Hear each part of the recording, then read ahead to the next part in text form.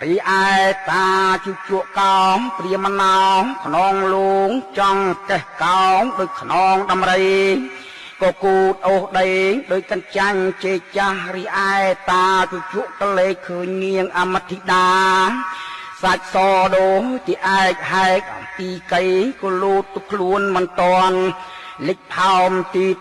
ទូតយកដៃទះគូតថាយើអផេះធ្វើបាបអញអីម្លេះគួរឲ្យអញខ្មាស់គេ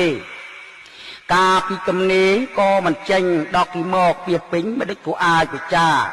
ពេលនោះនាងអមធិតាក៏ស្ដីបន្ទោសតាជជក់ថាអោតាអើយតាមកពីតាឯងពិសាត្រីឆ្អើមនិងមកជូរក្រូចបានជាវិខូចអស័យ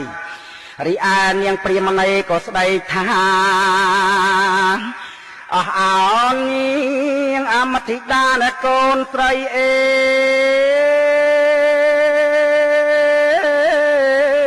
អ៊ីកូនណាអ៊ីកូនអ៊ីចុះមកបាយលើកទៅឲ្យតាជូជក់ឲ្យណែកូនស្រីអើ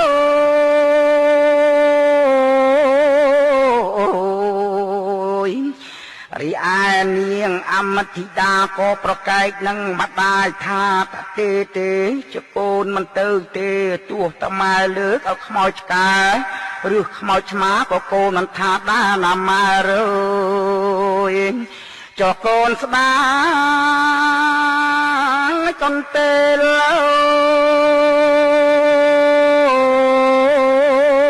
យអោអ្នកម្ដាយរើ